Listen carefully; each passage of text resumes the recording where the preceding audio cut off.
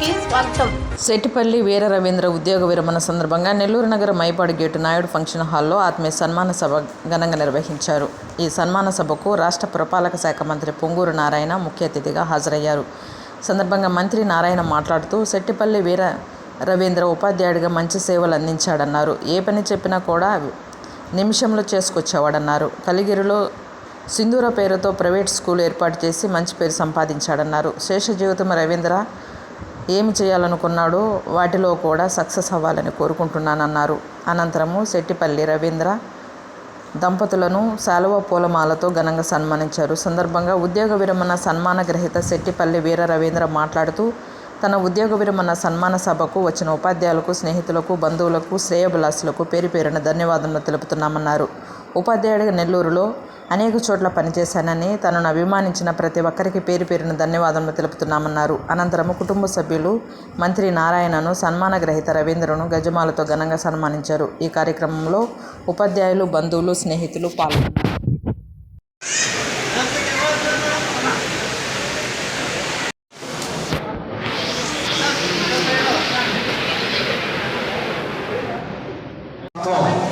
సమాజంలో అంతులేని పరిచయాలు చిన్నతనం నుంచి వంట బట్టి అర్థమవుతుంది మనకందరికీ.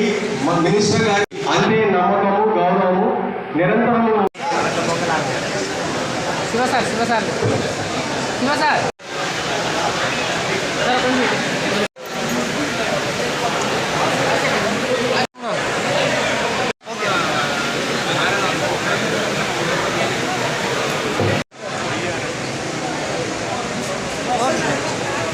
కొంచెం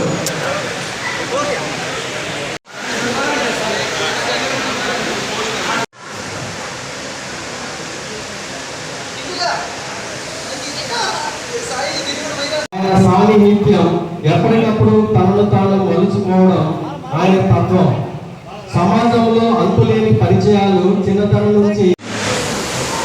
ఉపరాష్ట్రపతి వెంకయ్యనాయుడు గారి యొక్క పుస్తక పరిచయ కార్యక్రమం వల్ల అక్కడ లేట్ అయింది.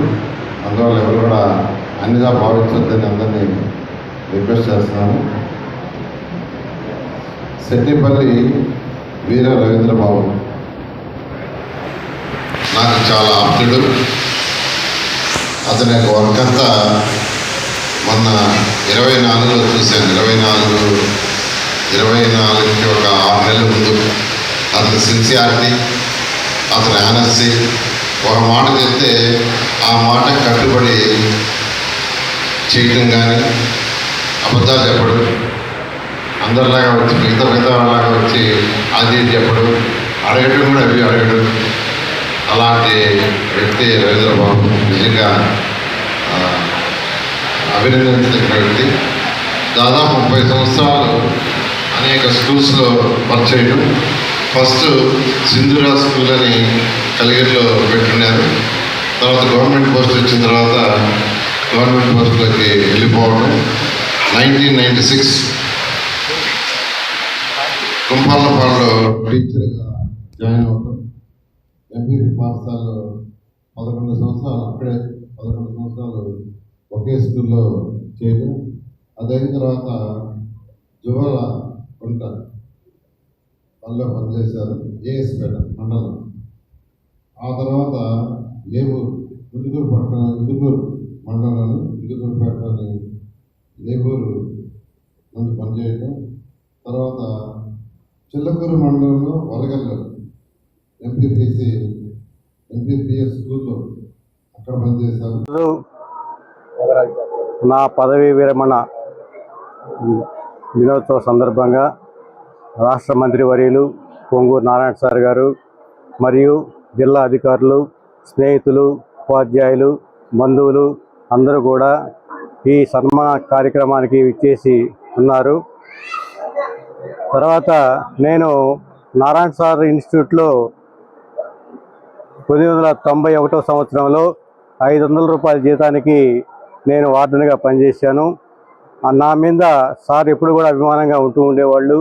తర్వాత కాలంలో నేను నారాయణ సార్ గారి యొక్క కుమార్తె పేరుతో నెల్లూరు జిల్లా కలిగిరి మండలంలో స్కూల్ ఏర్పాటు చేసి ఆ దానికి కూడా నారాయణ సారే వచ్చి ప్రారంభోత్సవం చేయడం జరిగింది.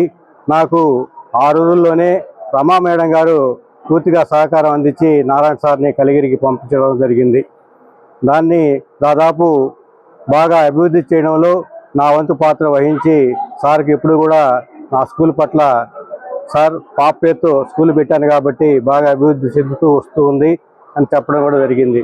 తర్వాత నేను నారాయణ సార్కి ఒక అనుచరుడిగా ఎప్పుడు కూడా ఉంటూనే ఉండేవాడిని.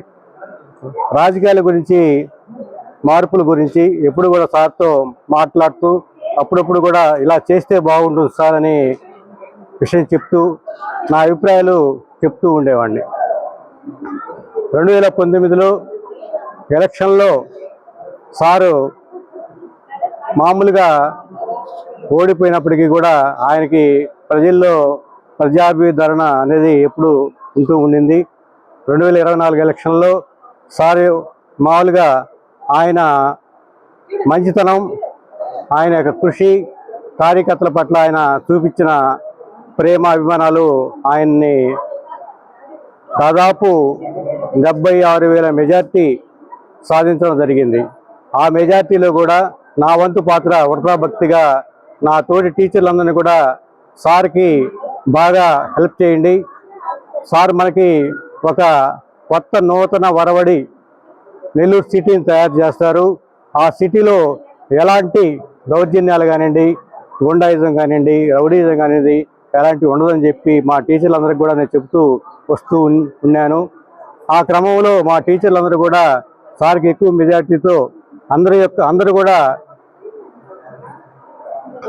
కూడా ఏంటంటే సార్ మీద, సార్ ఏదో అభివృద్ధి చేస్తాడు, నెల్లూరు సిటీని ఒక ఆంధ్ర రాష్ట్రంలో ఒక అభివృద్ధి దిశగా తీసుకెళ్తాడని భావించి అందరూ కూడా ఓట్లు వేయడం జరిగింది.